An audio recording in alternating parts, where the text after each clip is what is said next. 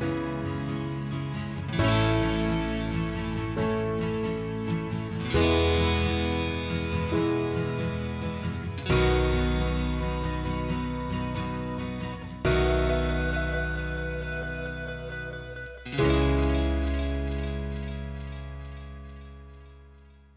learners, today in this session we are going to discuss on Sustainable Livelihood Security Index.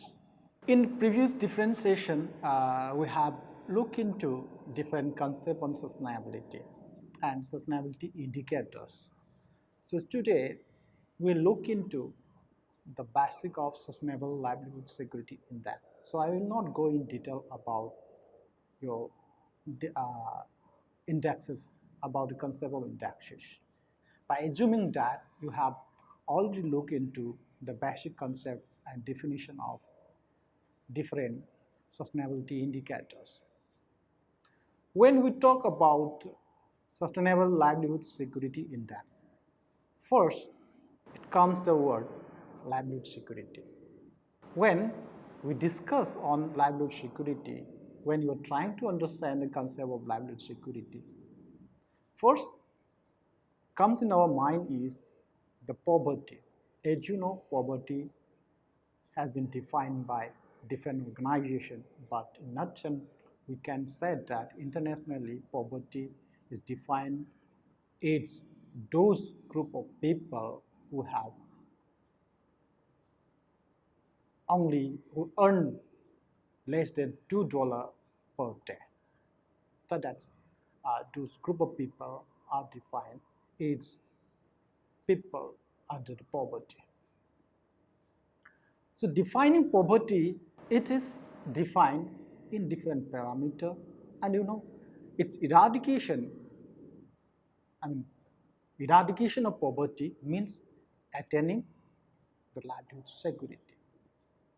Then what is livelihood? When you talk about livelihood, livelihood is when you understand the term poverty, that's reflected the meaning of livelihood also. Is a means of securing necessities of life. Then another term comes security. And security is a very common word which nowadays we're talking in day-to-day life. What does it mean? In a simple word, it is the state of being free from danger or threat. When we link that meaning of security and livelihood, what it indicated? It indicates or it's reflected that livelihood security that can be understood as the access to income and resources to meet basic needs. Means they should be free from danger or threat of basic needs. What will make them free from those danger or threat of the basic needs? That is livelihood. What is livelihood? That it is income. So livelihood security is the access to income and resources to meet those basic needs. If we look into conventional approach to poverty eradication, you will see that it focuses only on certain aspect or manifestation of poverty characterization. That provision of access to the three basic needs of human, as we say that are food, clothing, and shelter.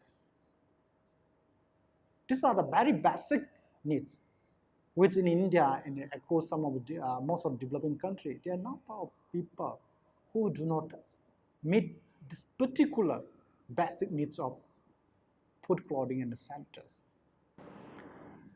And if you look into a number of research carried out, and if you look into the present contemporary research, you will find out number of research related to policies on poverty. Their sole focus on those research are on providing food security, and it is found that whenever those research when they carried out on policies with the sole focus on providing food security, it found that it is and when we talk about those perspective of food security only, that is a very narrow approach. and sometimes misleading to treat food security as a fundamental need. And it is independent of wider livelihood consideration. That means they set aside the wider perspective of livelihood consideration. They look into the basic food security only. So the need is to address the other aspect of that livelihood security. It is in this way the concept of sustainable livelihood and sustainable livelihood framework emerges. A sustainable livelihood is commonly accepted known as comprising the capabilities, assets, including both material and social resources for a means of living.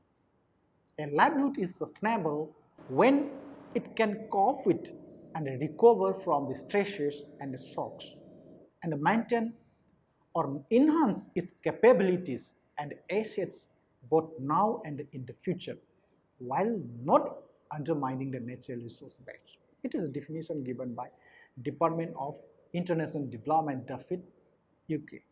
So from this definition, you must be able to link up with your livelihood security or sustaining your livelihood with that of maintaining the natural resource, stock of natural resources.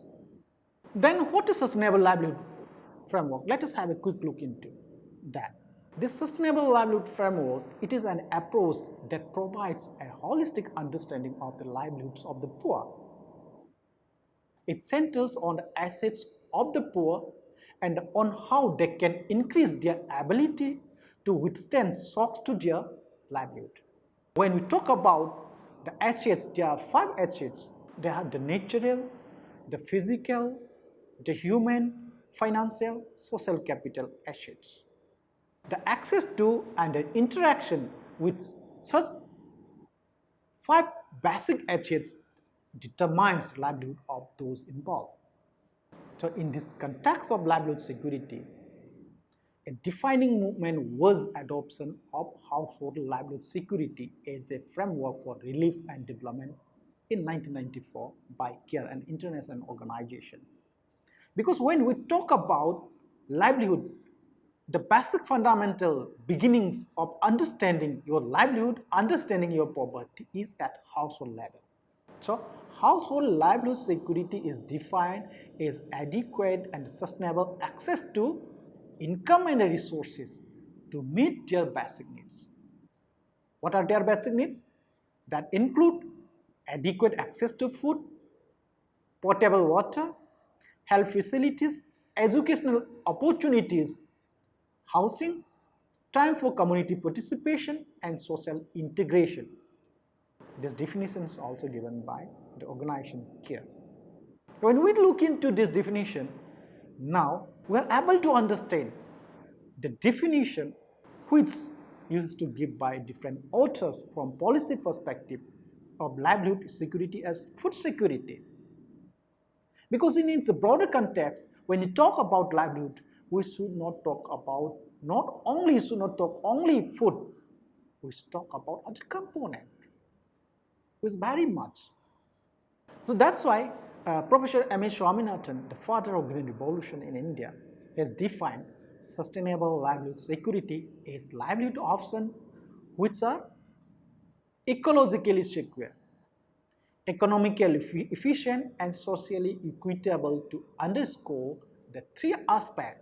What are that 3 aspects? That is ecology, economics, and equity. This concept of SLS, sustainable livelihood security, has both macro and micro level implication.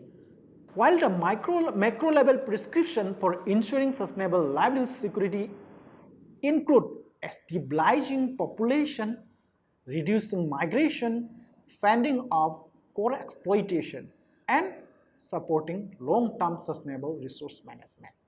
And if you look at the macro and local level, the critical ingredients of this sustainable livelihood securities are adequate stock and the flow of food and cash to meet the basic needs.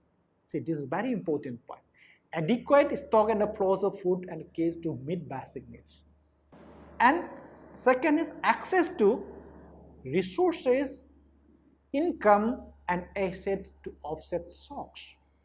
So we know that the SLS concern that at micro and macro level, it clearly indicates the immediate relationship between what sustainable livelihood security and sustainable development.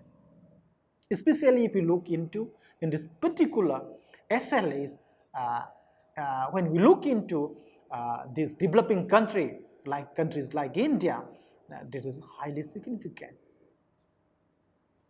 Moreover, the macro and the micro prescription of sustainable livelihood security are also consistent with the principle of sustainable living, which is identified by the different international organizations like IUCN, UNEP, WWF, etc. The population growth and the migration, it could be managed mainly through economic development. And other, the exploitation means the social exploitation, it can be eliminated only through greater equity in income distribution, assets ownership, and access to natural and technological resources. And sustainable management of resources hinges critically on ecological security. It is in this view of these rationalities,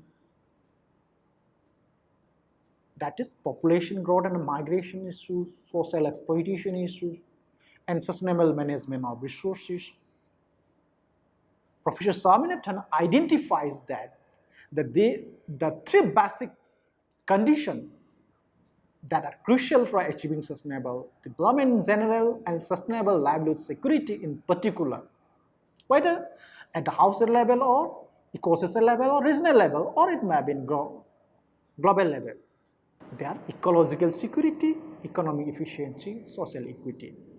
The conceptual linkages between sustainable livelihood security and other modern welfare concepts, including sustainable development on the one hand and the policy linkages between these concepts and their major determinants on the other hand, you will see that is clearly depicted in this figure. And you will see this particular concept in your study material also as figure 3.2. Here you will find that the basic livelihood is an important component of human development that forms an important component of quality of life, which in turn is a critical factor underlying sustainable development. You just look into this figure. At a subsequent stage, the concept becomes broader, including other aspects. For instance, sustainable development implies, besides a reasonable quality of life, ecological security and social equity. In this sense, the regeneration of sustainable and secure livelihood, it is the dominant welfare goal of sustainable development. The concept of sustainable livelihood security captures in itself not only the requirement of basic livelihoods, means the basic needs, but also those of human development and qualitative improvement in standard of living. See, in this figure you will see the conceptual linkage of this between SLS, sustainable livelihood security, and other welfare concepts are bolstered further by the commonality of their determinant. The common factors influencing fundamentally these interrelated welfare concepts are, you will see here, population, environment and natural resources, and science and technology. And you look into the feedback effects and the causal linkage between the welfare concept and their determinants are indicated by the two-sided arrows. Poverty, the major outcome of livelihood insecurity, is to do with more than the mere absence of income and the food, but also as absolute poverty is intimately related with the factors like malnutrition, illiteracy, disease, squalid surroundings, high infant mortality, and low life expectancy. Thus, achieving sustainable livelihood security leads to the gradual elimination of poverty. So, the basic objective If we look into the basic objective of sustainable livelihood security is elimination of poverty. Let us look into Sustainable Livelihood Security Index from analytical framework and methodological point of view. When you look into the framework, you will see there are more than 100 and odd definition of sustainable development in the literature. But unfortunately, there are only few that lend themselves to be operationalized at the current state of knowledge and information. In fact, the definition given by different authors, if you look into their definition, you will find out they define sustainable development from different perspectives. That needs to be understood from a holistic perspective. One among them is the three-dimensional conception of sustainable development given by Professor Swaminathan. That focus on the three mutually dependent dimensions. They are ecology, economics, and ethics. 3 E's. So, the conceptual relationship between sustainable livelihood security and sustainable development allows us to define sustainable livelihood security also in a three-dimensional context. What are the methodologies? We'll see the index of I component of SLSI means Sustainable Livelihood Security Index of the Z entity. You will see how it is calculated in this equation 1. This SLSIJ, it is the index for the I component of SLSI related to the Z entity. That is households in a village context it may be project or technologies in a policy option context, it may be uses or practices in a resource ecosystem context, it may be regions in a national context, a nation in a global context. And here Xij, it is the value of variable representing the 8 component of SLSI related to the Z entity.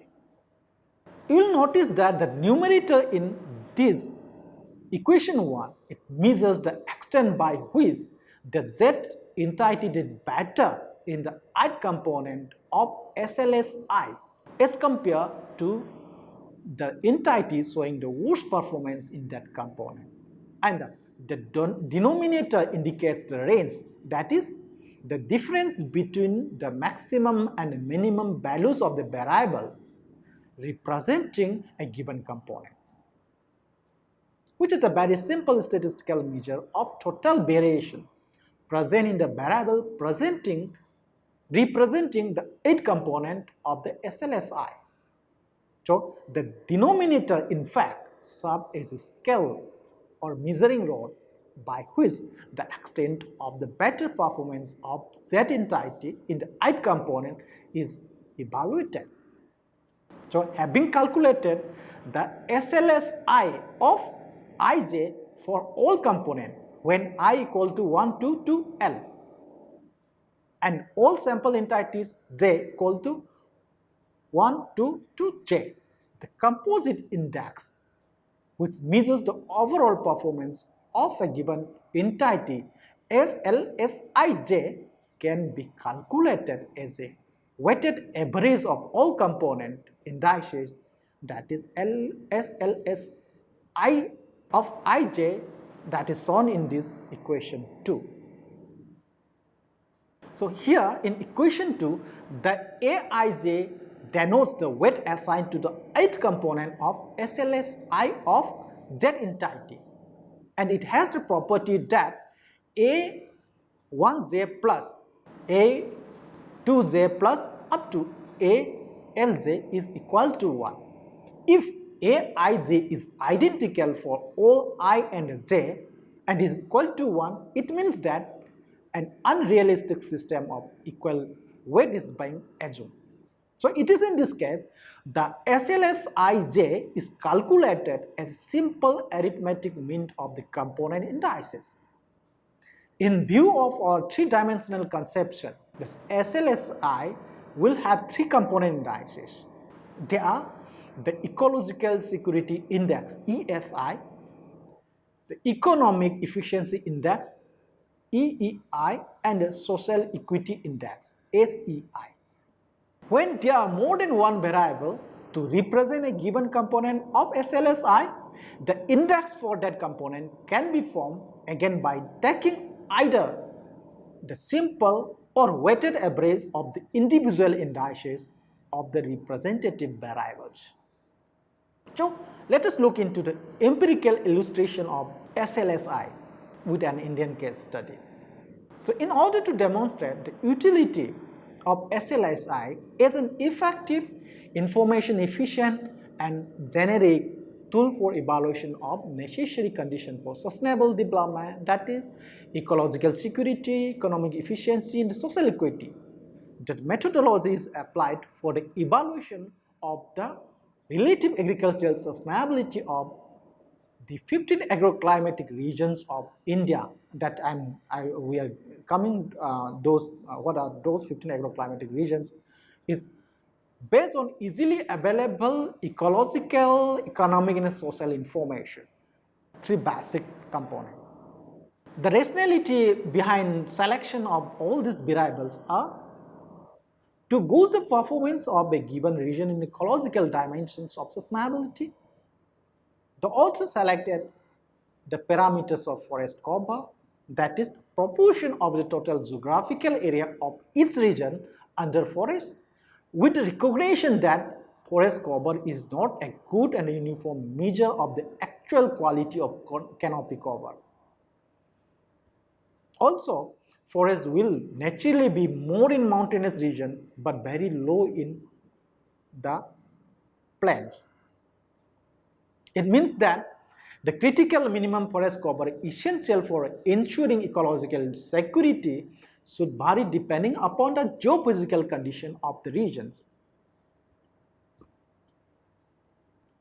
If you look into what Food and Agricultural Organization, international organization, that's an international organization as we call FAO, what they suggested the critical minimum forest cover to be 20% for the plains, 33.3% for plateaus and hills, and 66.6% for mountainous regions. Although greater area under forest could imply greater ecological sustainability of the region, nevertheless, it also implies lower area available for the cultivation of food and fiber crops and vice versa. So this indicates the existence of some conflict between ecological security and agricultural expansion. This debate is going on. So to capture this conflict into the SLSI, another variable, that is the percentage of NSA, net sown area, to total geographical area, was also selected to jointly represent the ecological component of the SLSI. So for evaluating the economic efficiency of the agricultural system of the agroclimatic regions, the variable land productivity measure is in rupees per hectare. Although the unit of this variable has the capacity to capture not only the physical performance as affected by social productivity and biochemical technologies like the use of hybrid varieties and fertilizer, but also the economic performance is affected by the marketing and other rural institutional structure of the regions. Nevertheless, it has the potential to bias the evaluation in favor of regions specialized in higher valued cash crop. So to minimize such a bias and to capture the potential for the overall food and the nutrition security of the region, another variable, that is the percentage of NSA, net sown area, under cereals has been selected to adjust and also to augment the productivity variable. To represent the equity component of the SLSIs, two variables, that is the proportion of the people above the poverty line and the family literacy were selected. So the first variable will shed light on how equitable the resources are distributed across the economic and social group. The strength of poverty variable lies in its ability to capture the effects of both the employment opportunity as well as the relative availability and the distribution of food and other necessities of life. But its main weakness arises from its virtual focus only on economic aspect. Consequently, the poverty variable was augmented with the inclusion of female literacy variable. The magnitude of female literacy could indicate the potential for active social and economic participation by women. You just look into table 3.1, means given in your study material. In this table, it gives the raw values of the 6 variables selected to represent the 3 components of SLSI, that is ecology. Under ecology, you will see forest cover and a net sown area. In economic, land productivity and area under sales, and social equity, you will find out these people above the poverty line and the female literacy. Pertaining to these 15 agroclimatic regions of India during the triennium ending 1984-85, the indices for all the representative variables, with the exception of the forest cover variable, were calculated through a straightforward application of equation 1 to that you will see this equation to the raw information given in this particular table 3.1. These are the agroclimatic zones: Western Himalaya, Eastern Himalaya, Lower Ganges, Middle Ganges, Upper Ganges, Trans Ganges, Eastern Plateau, Central Plateau, Western Plateau, then Southern Plateau, Eastern Coast, Western Coast, Gujarat, Western Dryland, then Island. Okay. So if you look into this figure 3.3 in your study material, it depicts the relative potential for agricultural sustainability status of the 15 agroclimatic zones. So the Sustainable Livelihood Security Index ranking indicates that the region having the best condition for agricultural sustainability is the western coast, Kerala, Goa, and the advanced enclaves of Karnataka and Maharashtra. This is followed by the Trans-Gangetic region, that is Punjab and Haryana. You know, this Punjab and Haryana, the Trans-Gangetic region, where the Green Revolution technology had its greatest impact as compared to the other regions of India. On the other hand, the regions having the least desirable condition for agricultural sustainability are the Western Dryland, that is desert areas of Rajasthan, and the Eastern Plateaus, that is mining and tribal belts of Bihar, Madhya Pradesh and Odisha. It is assuring to note that since the regions with a higher SLI's ranks are those often described as advanced, means backward. Higher means lower SLSI rank, and advanced backward using other economic and social indicators. The SLSI ranking appears to be consistent with the gut feeling impression based on their indicators. So while SLSI gives the overall performance of a region, the component indices is we repeatedly discussed that ESI, Ecological Security Index, Economic Efficiency Index, EEI, and the Social Equity Index. These indices indicate how the region fares in the 3 dimensions of sustainability. You just look into this figure. That is in figure 3.4 of your study material. Okay. Although the Western coast has the highest SLSI, its ESI is not the highest. Its Ecological Security Index is not the highest. Also, a comparison of its 3 indices indicates that its ecological security is not as good as its economic efficiency and social equity. This can also apply equally to the Trans-Gangetic region. In the same way, among the least performing region, you just look into this figure, all the 3 dimensions of sustainability need to be strengthened to improve their agricultural sustainability. The relative emphasis to be given to the 3 dimensions need not necessarily be the same. In case of the Eastern Plateau region, for instance, since the equity component is weaker than the other 2 components, distributed policies should receive top priority.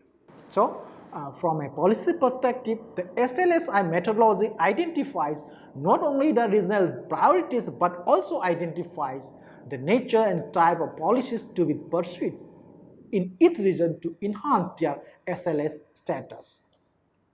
While the SLSI methodology is simple and conceptually sound, it faces the same problem often encounter in the construction of many composite indexes, like the choice of the component variables and the identification of appropriate weight for different components. The choice of variables to represent different components of the composite index presents serious problems in view of the variation in preference of planners and policy makers. Another limitation is data limitation. It also naturally circumscribes the choices. Within the data constraint, the variable choice becomes more an art than science. And if you look naturally, the SLSI constructed by two individuals with different preferences will not be the same. And so is the evaluation of sustainability. As to the issue of assigning appropriate weight in the particular context of the SLSI and also other composite indices, the weight can be developed within a linear programming context. The most serious limitation of this SLSI methodology is it provides only relative rather than absolute indicator, that is, it helps only to establish ranking among a given set of entities, but could not say how much an entity performed better than others. Hence, the policy-induced changes in the SLS SLS status could not be measured in any quantitative sense. Also, the SLSI methodology in its present form is applicable only in a cross-sectional context, not in an intertemporal context. However, the advantages associated with the relative and the cross-sectional characteristic of this SLSI methodology, this permits the incorporation of current state of knowledge reflected in the form of scientific rules, norms, standards, targets, and goals into the SLSI.